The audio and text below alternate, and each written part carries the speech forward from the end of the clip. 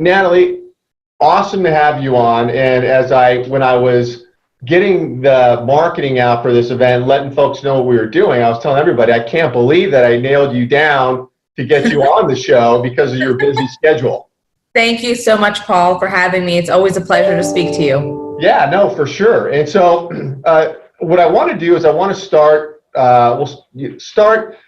if you could tell us, our audience here, we've got a lot of people logging on. If you could tell us a little bit about your background. You're in high demand. You're all over the place. I mean, you've got, you're on all these media outlets. People want to hear what you're saying. So tell us a little bit about your background, very brief, and what you're doing, what's in demand here, and then let's jump into what you're talking about, what's resonating with entrepreneurs across the country.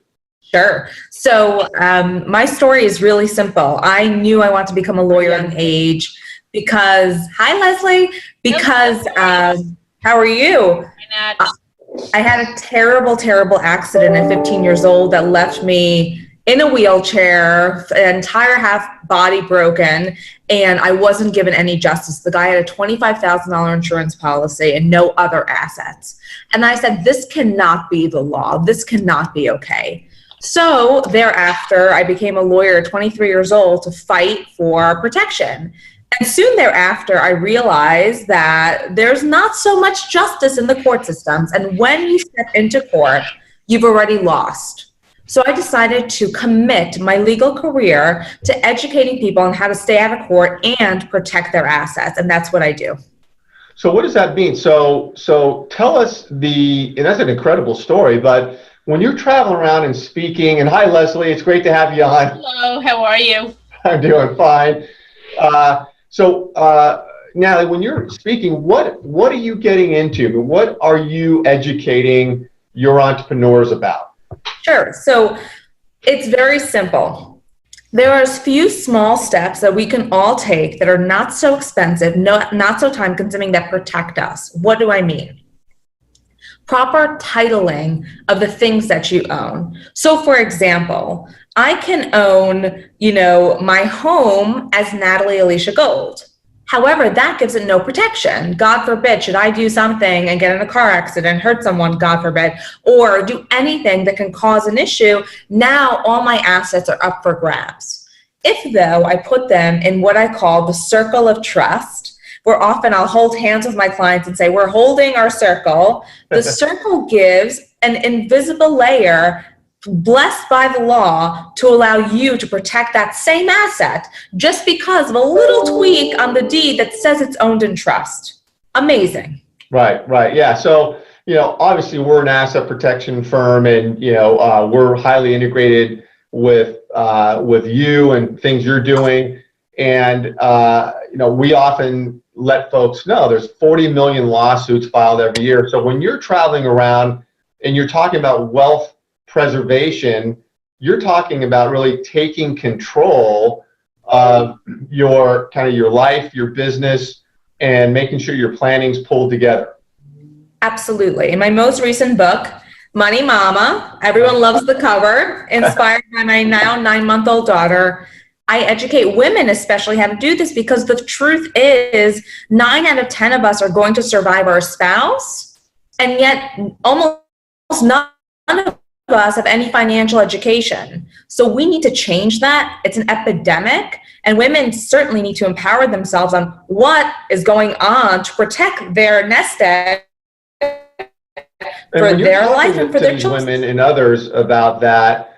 Are you looking at big picture stuff? Are you counseling them to get sort of a template in place with their overall planning, and what pieces are you touching on?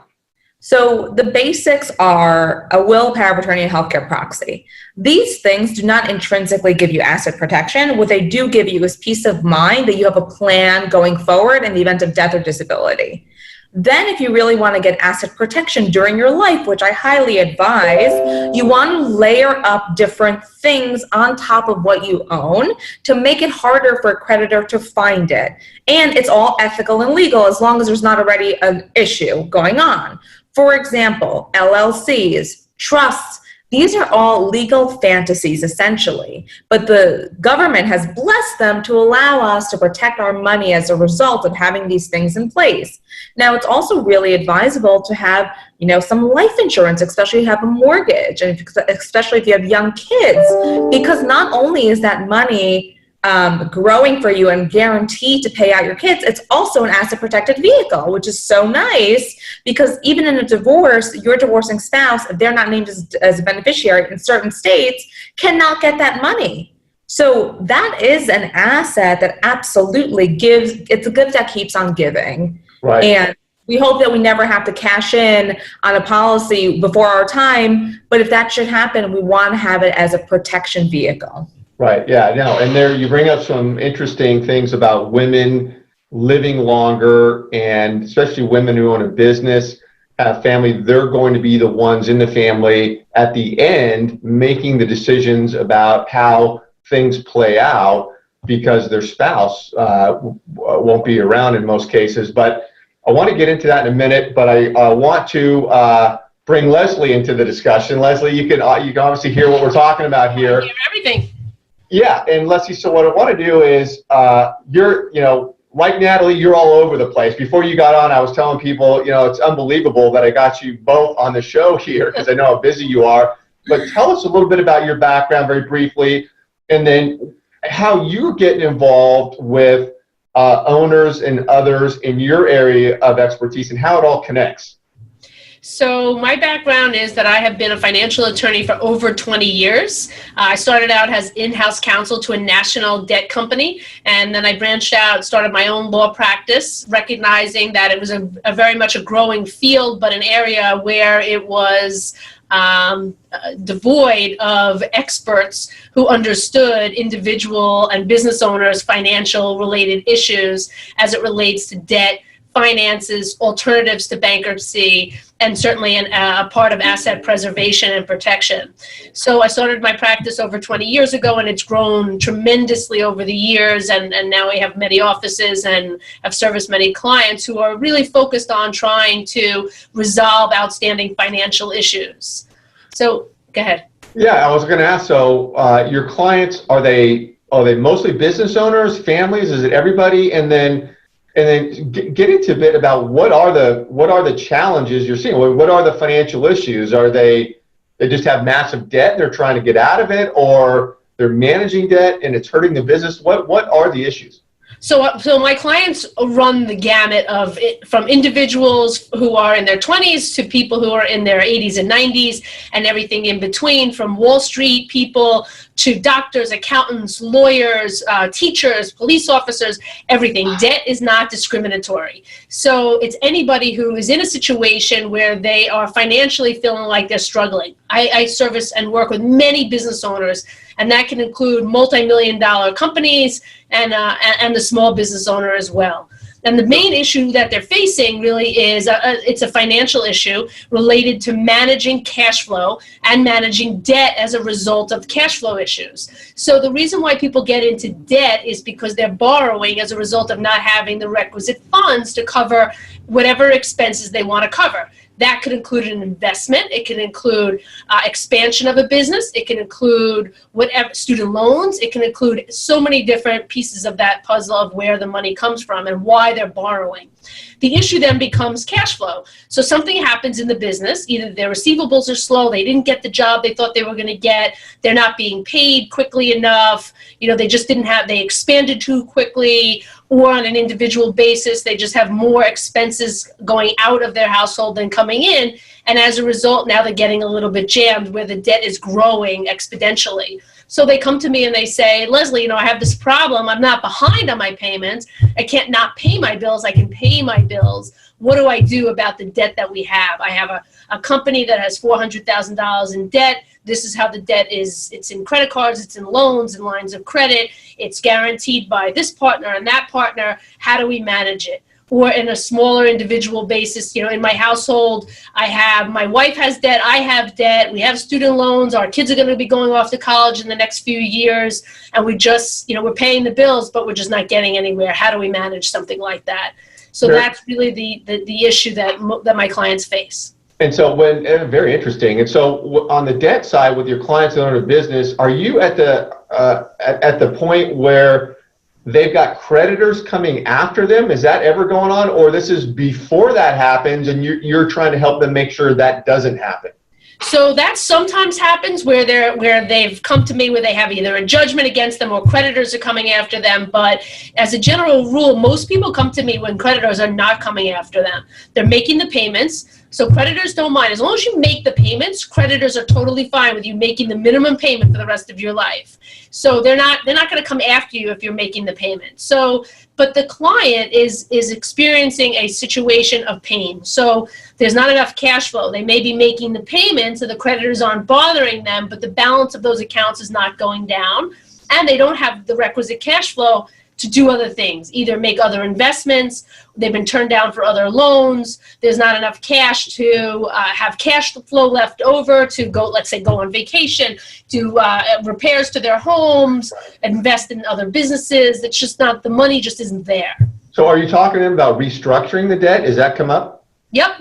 It's all restructuring. Everything that we are doing is restructuring on a different level. So while we don't file bankruptcy and we help people stay out of bankruptcy, which gives them much more flexibility and control over their financial situation and clearly doesn't have as far-reaching effects, what we are doing is restructuring the debt. We're either consolidating it into one payment and then we're negotiating settlements with the creditor. We might be restructuring a full repayment with interest-free, getting rid of the interest. We might be reducing the principal balances. So let's say, hypothetically, somebody owes $100,000. We're reducing that principal owed to half or less, and then restructuring the payments interest-free over a course of time to make it affordable so that not only can they make those debt payments and pay it off, but now there's cash flow. And then, of course, as far as the asset preservation piece, most clients are homeowners, most clients have businesses or other properties or investments. So we're making sure that while we're restructuring and that we're managing the debt, that creditors are not going after their assets. Well, and I want to ask you about this because, and then I'm going to, Natalie, work you in here because I think there's an overlap there. But so, as an asset protection firm, we see, and our experts, and this just came up in a workshop we just did, where these business owners, for instance, franchise owners that will sign personal guarantees to expand the business. And then if the new franchise doesn't do so well, we've had cases where, the loan is called and they're coming after, the franchisee owner, and, it's tearing apart everything. It's tearing apart the guy's family, and you're, trying to get other assets. So, so your scenario of helping people before it gets to that point really is a pairing with asset protection, preventing that scenario from happening and them getting attacked. Is that a fair way to describe it? That's a fair way to describe it. So we have a prevention piece, but we also have a piece where we're dealing with the client. In your case, we've dealt with a number of franchise owners that have failed franchises, and then they're coming after them personally. Every single business loan is personally guaranteed. And today we're seeing a lot of merchant accounts where the merchant is taking on what they would consider a loan, but the lender doesn't consider it a loan. It's really an inventory advance, so that the lender gets around the banking laws. So in those cases, yes, they've signed personal guarantees and in many cases confessions of judgment, where now they don't have to go through the court process. They can bypass the legal system and simply have a judgment against them and now start to execute on that judgment, where they're taking assets, they're placing liens against properties, they're trying to foreclose, and that's part of not only the personal guarantee. So understand, on the personal guarantee, everything is personally guaranteed. A credit card is personally guaranteed, cars are personally guaranteed, franchise agreements are personally guaranteed. The problem is that when the individual who's signing the personal guarantee, they want the item so badly, they're willing to sign whatever it is, and the terms in there that are not favorable upon default in order to gain what they want to gain, hoping that the risk that they're taking is going to pay off. Right, but when that risk does not pay off, that all the cards fall, and now their spouse is involved, their personal assets are involved, accounts are frozen. So yeah, so there's a preservation piece that we can work on, and a protection piece early on if the client comes to us early. But I'll be frank with you, most people don't come to me early enough. Most people are coming to me later in the game when the cars are starting to fall and things are shaking and they're saying, uh-oh, now what do I do? Leslie, I need your help. It would be fabulous if I could get to these people ahead of time and say, hey, do you know what you're signing?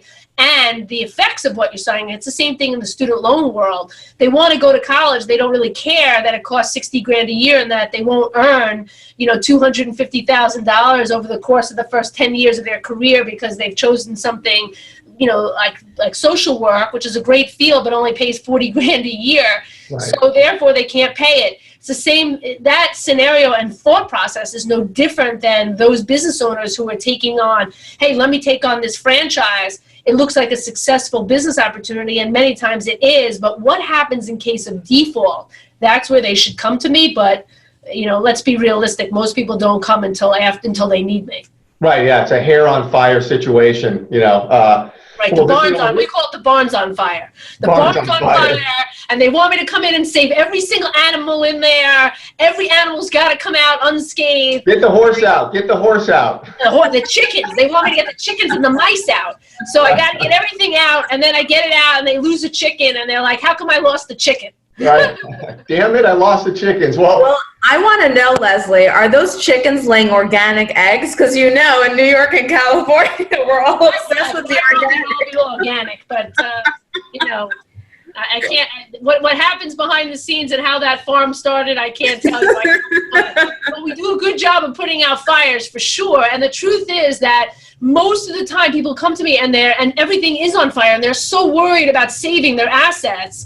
What do I do about my house and my income and my retirement and everything like that? How do I save all this now from all these creditors or prevent creditors from going after it? So, there is a big piece of asset preservation that we work on when people are in debt, and we try, and debt comes from a lot of reasons: divorce, death. One spouse very often doesn't realize the other spouse put them in debt and they passed away, or they discovered it, or you have elderly people who in early stages of dementia unfortunately start to do things that characteristically they wouldn't have done in the past, so they end up in debt. The children don't know that's happening because the parents are older and aren't sharing that information, but that's a way to debt. Personal injury, loss of job, all kinds of situations can lead to death or issues. Partnerships, we deal with partnerships where one partner didn't know that the other one had gone out and taken a number of loans and placed liens against assets. So many different scenarios. I always tell people, from my perspective, in a debt situation, we are like doctors. We are completely non-judgmental. How you got into it, I can help the thought process so that it doesn't happen again, and making good financial decisions. And I so wish people came to me early on, because I can work through things early on, but it's just not human nature. It's not an expectation. No, people are reactionary. Well, and so, Natalie, I was going to ask you, because this is fascinating. There's so many subtopics here. Like you mentioned, Leslie, you just mentioned business partner liability, that these partners are exposed to each other's liability. So let me ask you this, Natalie, if the two of you, because there's so much crossover, let's say the two of you are in a room with a business owner, and you're both talking about preservation coming early. How would you two work together? How would you two be a team, and what would you be talking about and counseling them to do ahead of time and avoid these mistakes? Sure. So yeah, think of it as a team. I think it's a beautiful thing, and I love Leslie, and here's why. Because what she's saying is exactly on point. If they come early enough, I think it's not when people already have the business partnership that's going wrong, because then you're in the save the barn mode. But it's before. It's really counseling individuals and businesses before they take on these liabilities and loans, and explaining to them what can happen. So it all goes back to proper planning. Now, here's the thing that Leslie hit on that I really wanted to talk about too. The student loan epidemic is insane. And the millennials, who's my peer group, my first book was called The Millennials Guide to the Universe. And it gets me on a lot of college campuses speaking about the best way to stay out of debt is not to ever take any on. But how do you do that? If college is so expensive, how do you do that? So making better decisions. I'll answer that as far as the student loan piece. The truth is that and this is where Natalie comes in, it's the planning process. The reality is it's the planning ahead of time. Most kids don't want to listen to that. And I have 3 children and 2 stepchildren in college right now. So I understand the cost of school, but I also understand that it's an investment. And if you look at it like an investment and you think about it, what's it going to cost me to go? Do I want to go to graduate school? And does this investment, will the investment pay off? So it's a planning process.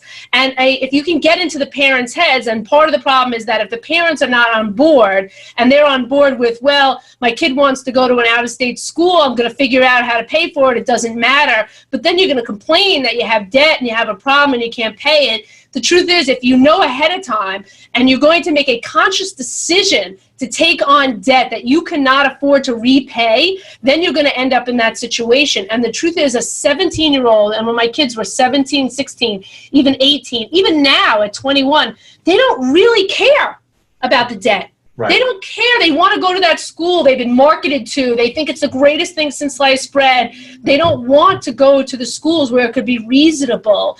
And the parent has to play a role in that, and that's the planning process and understanding financially what you could do and not do. And that's where Natalie and I come in together.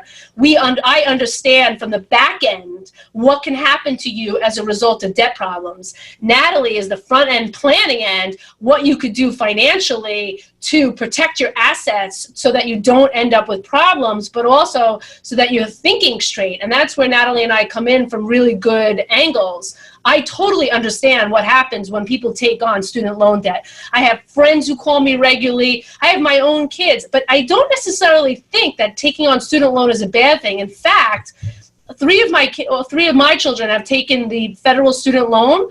And the reason why I had them take the federal loan is because I put them into a repayment on it, so it would impact their credit positively.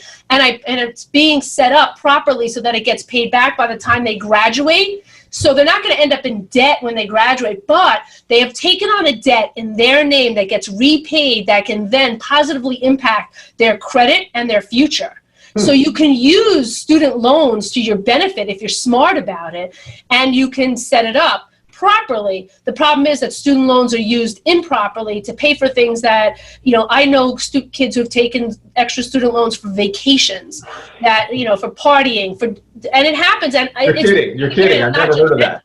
But it happens. So, you have to understand that that's what's going on. Absolutely. And I think to Leslie's point, look, she is a master in this and her kids are so blessed to have someone structure that. But so many students don't have that and need to listen to this more. And here's one more thing. So Paul, in the Millennials Guide, I often talk about, I did college in 2 years with a double major. And I will say this, I can guarantee that any student that I get by their freshman year, I can show them how to do it in 3. You got out of college in 2 years?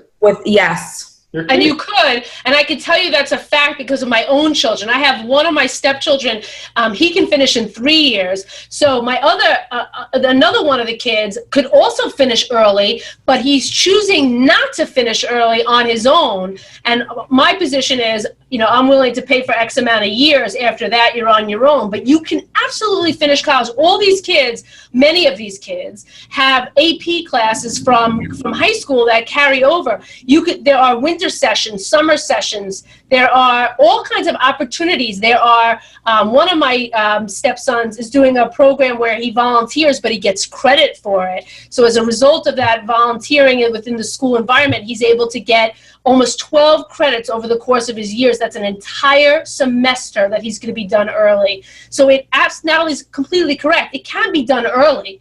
The difference is, like, I have another one of my children who loves the college experience and doesn't want to leave early. So that's a choice and a decision, but there's a financial impact to it, and that's what the kids don't understand, and that's what parents are most willing to pay for. But if you're not willing to pay for it and you set up structure and boundaries with the kids and saying, I'm not willing to pay for it, there's a limitation because, as anybody knows with student loans, the kids can't get all that money. The parents have to sign for it. So if you're unwilling to sign for it, then they can't get the money. It's not a free-for-all for kids. Right. And when parents co-sign on a loan for the kid, who's ultimately responsible for that? Is it the parents? Does it affect both credit of parents and kids? Yeah, both the parent, whoever signed for it. So it's not just parents. I have grandparents, aunts, cousins. I have significant others of people who co-sign these loans. Every single co-signer is financially responsible for that student loan or any loan. So if the student defaults, that will impact the co-signer. And what ends up happening is the co-signer is usually older and has better credit, and therefore they don't want that to happen, so they start paying it. I've had people disappear and the co-signer is paying for it. I mean, all different kinds of scenarios, but yes, 100%, the co-signer is 100% responsible for anything that happens to that loan. So when you're talking to owners, for example, how does, like, Natalie, I mean, how are you preparing them for the business? Like, how does poor planning kill the business? What are you seeing a lot of? And then what are you telling people from the start? Okay, do it this way. You know, what comment on that a little bit. Sure. Business partnership is a marriage. And you have to be understanding of what can happen if the partner that you want to partner with, you end up in a divorce. Because often people who are starting businesses sometimes pay more attention and give more time to that business than to their actual family. They're personal guaranteeing loans for the business and putting their family at risk. So the number one thing that I tell my people is very simple. Surround yourself with good people. And if you should have any question, any intuitive sense whatsoever that the person that you're going in business with will not work out, run for the hills. Because that business partner can be the first one coming after your assets. Second, it's beyond the partnership. Let's say you have an amazing partner, they're blessed, fantastic. That entity can soon transform from the American dream to the American nightmare if not properly protected in the right entities. If you're doing a sole proprietorship or you're putting things in your own name and signing in your own name and guaranteeing these things, they are your liability. If the business goes kaput, they still exist. Right. Is it true that if you own something with somebody else, so business partners, let's say it's a closely held company and it's an S corporation, they own stock together in that company, let's say it's 50-50, is it true that you are exposed to your business partner's liability? So let's say, you know, your business partner's spouse has some issue going, they have a debt issue. And, you know, they didn't get to Leslie in time, so they have creditor coming after them, or they get in a car accident, you own stock together. Aren't you exposed to your partner's liabilities? Not his wife, though. Not his wife. Not his wife, if not the partner's wife, if it's or spouse, if they're not a part of the business and they have a credit card debt. That credit card debt is different than a regular loan. The creditor from a credit card debt will not go after the spouse unless that spouse is not an authorized user, but they'd have to have co-joined when they signed up for the debt. Then they can go after them, but they won't go after a spouse because that spouse is married to somebody with debt. But here's what can happen, right? So let's say, heaven forbid, a partner in a business dies and there is no proper planning within their documents that describes what happens next and how that family of the dead partner is now properly compensated. Right. In that scenario, the spouse becomes the partner. So I ask my business owners, you know, Sam is your partner. Is his wife able to run the business the same way he could? Because if the answer is no, what are people doing? Not properly funding, you know, their businesses in a way that can compensate the spouse and have that company move on. Because we're all people. Yes, we have business entities around us, but we're all going to die one day. We don't know when, we don't know how. So we have to start protecting ourselves much better. And that's a good point that Natalie makes as far as protection. If this business partner dies, there should be an insurance policy or something that buys out the partner's wife or family from the business so that surviving partner can have can run the business properly. But the part of the problem is just poor planning. There's just not planning when it comes into going into the business, and there's an expense involved, and many times the partners are not thinking about these issues, but it's like a family, and you have to, as if you're planning for your own death and what happens to your children and your assets when you pass away, you have to do the same in your business. Is there a proper power of attorney set up? Is there a proper insurance? What happens with the debts? Let's say that one partner who died had all the debts in their name. When you come to me in those circumstances, I might be able to get those debts wiped away where the business doesn't have to pay for that. But many cases, the business owners don't really realize that, and they start to use their assets to pay for the decedent's debts when that's not even necessary. So, understanding not only the planning, but what happens with debt in the event of death is really important. Death or divorce, if the matter falls apart. What if there's debt? What if there's company debt and the business partners break up and there's a falling out, which happens all the time? What happens to the company debt in that scenario? Well, they often end up in litigation, but the corporate debt is personally guaranteed by somebody. So either both partners or multiple partners have guaranteed the debt, especially in lines of credit and loans, or in credit cards, it's in somebody's name. A corporate credit card is still guaranteed by an individual. It is not just in a corporate name and disappears, because otherwise you could just dissipate corporations and that would be the end of the debts. Right. So somebody's responsible for that. But the truth is that becomes a litigation issue. Partners fall apart and they haven't properly worked through that issue ahead of time, then the bottom line is it's going to end up in litigation. So planning ahead of time to determine what happens in the event, it's like a prenuptial agreement. Determine what happens ahead of time with your business should you end up with debt. Who's going to be responsible for that upon death or dissipation of the business? But otherwise, you're going to end up here with both of the parties, just like they do in divorce, and then we'll renegotiate the debts that are there so that we can get rid of them for less than what's owed and save whatever assets are left in that business. And are the two of you, if you get to somebody early and you're able to do some pre-planning, are you taking them through a sort of a blueprint process? Is there some sort of a review that you do that you take everybody through? How does that work? Basically, if a person comes early enough, okay, they could build $1 billion business and have that completely outside of their estate, free from creditors, etc.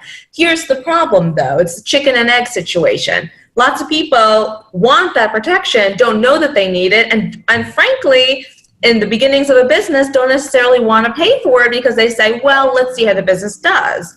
At which point they then take on these issues, they have a partnership that doesn't work, they then get into some bad debt, and now we have a real problem. So what I would say is, yes, with the right legal team in place, people like Leslie, like me, like, Barth Calderon, people like that who actually take care of the business owner and who are cognizant of the fact that maybe that person doesn't have, this kind of money to spend on the planning today, but we're going to do baby steps to get them there. Right. That, I think, is the way for lawyers to think. But unfortunately, so many of our brethren don't think that way and just want to sue.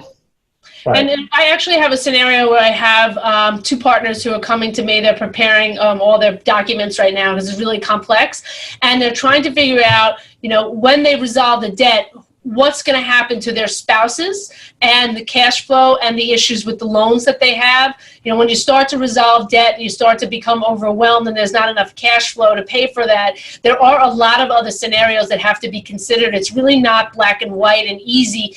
And I would suggest strongly that, that it become part of a business plan, that you check in regularly with a financial attorney to say, hey, are we on the right track here? Are we making the right decisions? Have we set things up properly to avoid issues in the future? No one likes to think about what happens in the worst case scenarios, but that's why there's insurance. That's why people like Natalie and myself are around to help those who are building businesses and building fortunes, to help them resolve it, not just after the fact. But again, the reality is that it's just not top of mind. Nobody goes into signing any kind of loan thinking that they're going to default.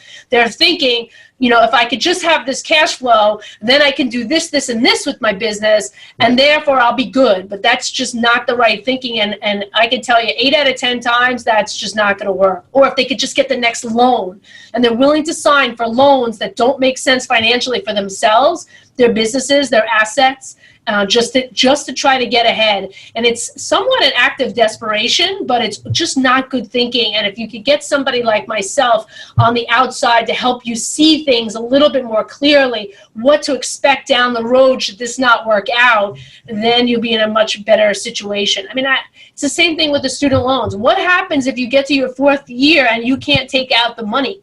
What happens if you get to graduate school and you can't take the money out? You know, and I've had somebody who went through 5 semesters of school and couldn't finish up. So it happens. And it's the same thing with loans and businesses. Sometimes you need X amount of dollars, but once that's used up, you change your financial situation, your credit. When you start to change your credit scenario and you have too much outstanding debt, then you are not going to get any more loans. And that credit piece and understanding how to set things up right from the beginning, credit-wise, should everything be in both partners' names or both spouses' names? You know, who should have their names on the accounts? Who should be the signers? Who should take on the credit card debt? Who should take on the car loans or the lines of credit? Those are things to consider. And very often everyone's like, well, just do it together. We'll just do it together as couples. We'll do it together as business partners. And that's not necessarily the best way to do it. What I'm hearing Leslie say is, ladies, make sure it's in your husband's name because we're more likely to survive.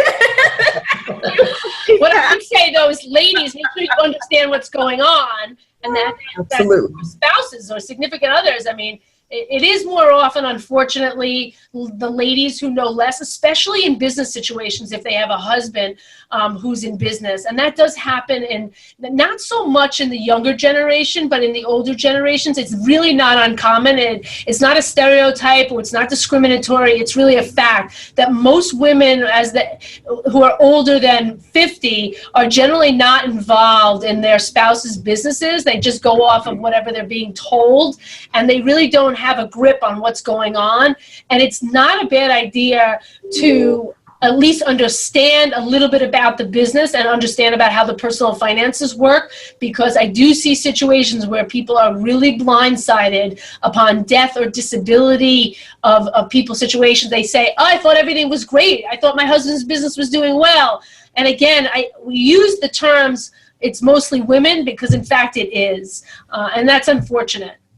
And I would say too, you know, every time that I have heard someone say, well, he told me that I'd be taken care of, run as fast as you can to your lawyer and figure out what the hell is going on, because I cannot tell you how many people have then realized, oh my God, we're not legally married, and now his sister in Poland is going to be the owner of where I live. Or, oh my God, I wasn't the beneficiary on that policy, and his ex-fiance is, and now is taking the money. Or the children from a previous marriage. So that happens in many secondary situations. There's often a lot of debt after divorce, and there's all kinds of complications when marriages break up. So that is something to consider as well, especially wealthy people who say, you know, my husband said I was going to be taken care of. And I agree with Natalie. You need to understand, what does that mean? I appreciate that you're telling me that I'm going to be taken care of, but what really does that mean? Right. Does that mean there's a life insurance policy? Where is the life insurance policy? How much is the policy worth? Who holds it? Who do I go to if you pass away? How much is it? You know, is it, you know, what's happening with your pension? What's happening with your business debts? Are they going to impact me and my house? You know, I have had situations where houses are deeded in the wrong names. Always. Or they just don't know all kinds of scenarios. So you want to make sure that you understand what's happening. And it does require a lot of questioning. And I do understand that many times you get brushed off and said, it's fine, why are you bothering me with this? I told you I took care of it. But you need to call somebody to task and really understand. And that goes with partners too, because partners will do that too in business scenarios. They'll say, I got this, I took care of it. Right. And you, okay, I trust you. But the truth is, what does that really mean? You know, looking at your credit reports, as a business owners, you should be looking at each other's credit reports and seeing what's there. As spouses, you should be looking at credit reports. You should have a file with every single thing that's being paid, every single policy, every single document that should be someplace that's accessible, both in business situations and personal situations. Absolutely. Right. Yeah, it's that scenario of unintended consequences. And I often think of that story that I read Marilyn Monroe, you know, the dress that she wore when she sang happy birthday to JFK? Her planning was screwed up. That dress ended up with the child of a former husband of hers. I think she was married 4 times. And that child then like put the dress on eBay and sold it for like $50 or something. I mean, unintended consequences, right? Happens all the time. And let me tell you the unintended consequences with debt. Tons and tons of debt that you just don't know about. And I could tell you that I have spouses, male and female, where their other spouse does not know that they're working with me, that they have tremendous amounts of debt and I'm working through it and the spouse doesn't know. Really? So it's not uncommon. Which brings up the question of, there's a lot of gray divorce today, and then second marriages where people are entering the marriages with considerable assets, businesses, stocks, bonds, and cash property. How does debt and how does planning, Natalie, play into that when you're moving into another marriage where you've got all these assets? Is that a big deal? It's a must. I mean, you cannot go into a marriage, whether it's first or second or fifth, without knowing what's under the cover. I mean, we test drive cars and learn about the cars we drive, and it's only for a 3-year lease.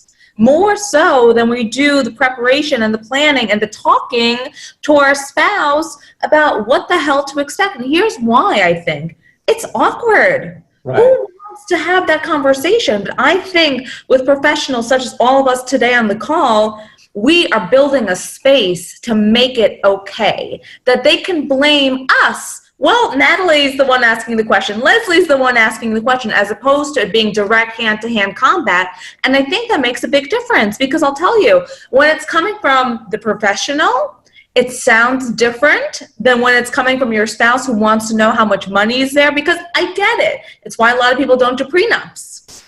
They know that divorce is 50% likely, but it's not going to happen to them if they think.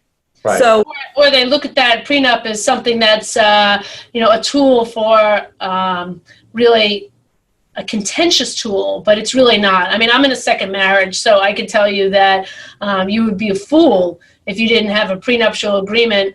When you have assets, and you have children from previous marriages. I mean, and not understanding what the other situation is. I mean, you can ask a lot of questions, but sometimes the answers, sometimes they're not always forthright with the answers, and that becomes problematic. And you really have to be aware of how entrenched do you want to get with somebody who has a lot of baggage financially. And there's nothing wrong with keeping finances separate, young or older, and not mixing them when there's a lot of complexities, when you have a complex business and you have other situations. So I'm not against I'm certainly very pro planning, and that includes prenuptial agreements, and I am very postnuptial agreements, understanding where the assets are, who's doing what, who's paying for what, having that open conversation, being really out, everything should be out on the table. There should be no secrets financially in any kind of partnership. And as soon as that happens, that's a huge red flag, and it really burdens the trust in the relationship. Listen, we're getting right up here against the window. I want to just say thank you to both of you. I mean, I could have this discussion for another 4 hours. Your stuff is really, really great. And what I always say to the audience members who are watching this, Wealth Protector TV, is if anybody wants to get one-on-one with either of these ladies, learn more about, the planning, then we're going to send out a follow-up email. Look for that. We'll give you a way to connect with them. But awesome information, and thanks so much for jumping on the show, both of you. thanks for having us. Thanks for having me. Okay, we'll see you next time. Bye-bye.